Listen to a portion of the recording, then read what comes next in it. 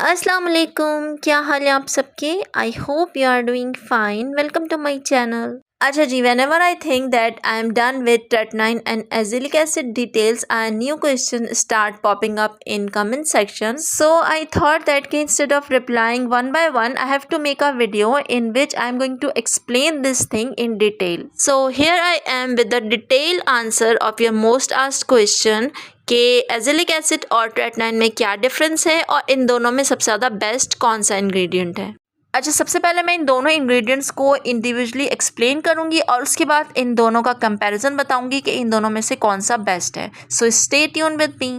अच्छा जी, सबसे पहले बात कर लेते हैं एजिलिक एसिड की। तो azelaic acid is a very popular and very effective active ingredient और एजिलिक एसिड के अंदर माइक्रोबियल प्रॉपर्टीज़ होती हैं, एंटी इन्फ्लेमेटरी प्रॉपर्टीज़ होती हैं और इसके अंदर पिगमेंटेशन लाइटनिंग प्रॉपर्टीज़ होती हैं, मेलास्मा को रिड्यूस करने की प्रॉपर्टीज़ होती हैं और azelaic acid wide variety of skin conditions को ट्रीट करने में हेल्प करता है। बट मोस्टली एजिलिक एसिड जो है वो प्रिस्क्राइब किया जाता है एक्नी को ट्रीट करने के लिए, क्योंकि इसके अंदर एंटी इन्फ्लेमेटरी प्रॉपर्टीज़ है। इसके अलावा ये पिगमेंटेशन को लाइटन करने के लिए यूज़ किया जाता है और आपको फ्रैकल्स हो जाती हैं जो, और आपके फेस के ऊपर जो मेलास्मा हो जाता है, ये उसको ट्रीट करने के लिए भी यूज़ किया जाता है। और क्योंकि एजिलिक एसिड एक माइल्ड एक्सफोलिएंट भी है तो ये आपकी अनइवन स्किन टोन में हेल्प करता है, साथ साथ क्लोज कोमेडोन जो हो जाते हैं उसमें भी आपको थोड़ी बहुत हेल्प करता है। जहाँ तक इरिटेशन की बात है तो ये थोड़ी बहुत इरिटेशन कॉज करता है जब आप बिगनर्स होते हैं, बट जब आपकी स्किन जो होती है यूज्ड टू हो जाती है तो फिर आपको इरिटेशन नहीं होती। और अगर आप इसको यूज़ करने से पहले अपनी तमाम स्किन केयर फॉलो कर लेते हैं तो भी आपको टिंगलिंग और इरिटेशन वगैरह बिल्कुल नहीं होती। अच्छा, अब आ जाती है बारी ट्रेटनाइन की। तो ट्रेटनाइन जो है एक विटामिन ई डेरिवेटिव है और ये विटामिन ए की सिंथेटिक फॉर्म होती है।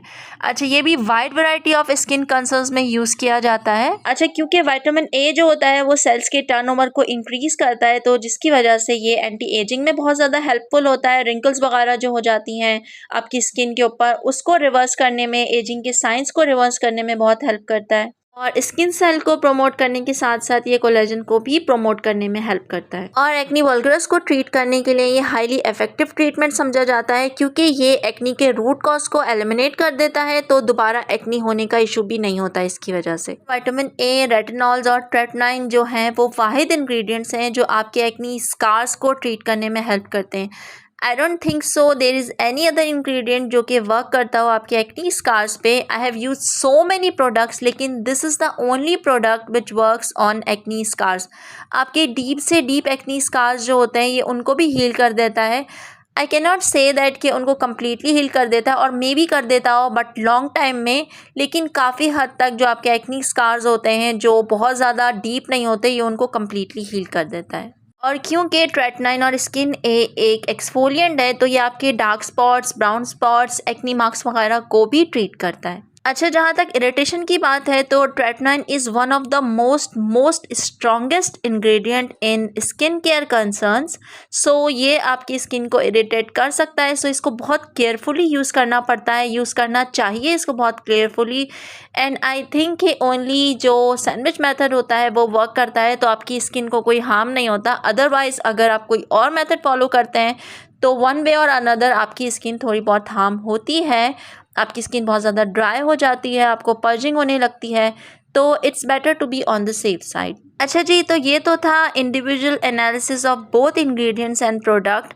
अब बात कर लेते हैं कि दोनों में से बेटर और हाईली इफेक्टिव कौन सा है। अच्छा, अगर मैं बात करूं कि इन दोनों में से हाईली इफेक्टिव कौन सा है और कौन सा बेस्ट है, तो इट डिपेंड्स कि आप इसको किस स्किन केयर कंसर्न के लिए यूज़ कर रहे हैं। अच्छा, अगर हम प्रीमेच्योर एजिंग या एंटी एजिंग की बात करें तो उसके लिए स्किन ए और ट्रेटनाइन जो है वो बेस्ट होता है और बहुत इफेक्टिवली वर्क करता है। ऑल्दो उसके लिए एजिलिक एसिड जो होता है वो थोड़ा बहुत वर्क करता है, लेकिन इतना ज़्यादा इफेक्टिव नहीं होता इन दोनों स्किन केयर कंसर्न्स के लिए। और अगर हम एक्नी के ट्रीटमेंट की बात करें तो एक्नी के ट्रीटमेंट के लिए भी ट्रेटनाइन और स्किन ए बेस्ट है, क्योंकि ये उसके रूट कॉज को ख़त्म कर देता है, जबकि एजिलिक एसिड जो होता है वो आपकी स्किन के ऊपर जो ऑलरेडी मौजूद एक्नी होती है उसको ट्रीट करता है और उसको एलिमिनेट करने में वर्क करता है, जबकि ट्रेटनाइन जो होता है वो आपके अंडरनीथ स्किन के अंदर जो एक्नी होती है उसको बाहर लाता है और उसको कम्प्लीटली ट्रीट कर देता है। जहाँ तक बात है डार्क स्पॉट्स की, brown spots, acne marks, pigmentation, melasma, freckles, तो इन तमाम स्किन केयर कंसर्न्स के लिए एजिलिक एसिड और स्किनोरिन बेस्ट है।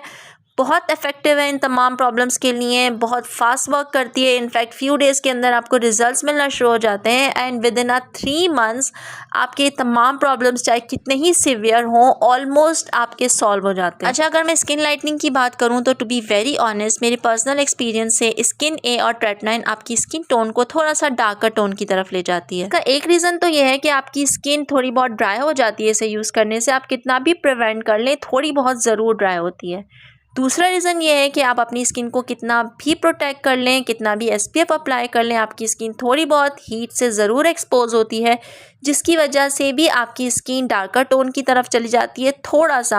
आई एम नॉट सेइंग कि बहुत ज़्यादा डार्क हो जाती है, लेकिन फिर भी 1 और 2 टोन डार्कर हो जाती है जब आप इसको यूज़ कर रहे होते हैं। अगर आप इसको वीक में 1 और 2 टाइम्स यूज़ करते हैं तो फिर तो आपकी स्किन को डार्कर होने का प्रॉब्लम नहीं होगा, बट अगर आप इसको 3 और 4 टाइम्स यूज़ कर रहे हैं या इससे ज़्यादा यूज़ कर रहे हैं तो ज़्यादा चांसेस हैं कि आपकी स्किन थोड़ी सी डार्कर टोन की तरफ चली जाएगी। ज़रूरी नहीं कि सबके साथ यही प्रॉब्लम हो, but almost everyone is having that problem. And on the other hand, azelaic acid helps in skin lightening. आपकी स्किन 1 और 2 टोन लाइटन हो जाती है स्किनोरिन और एजिलिक एसिड से।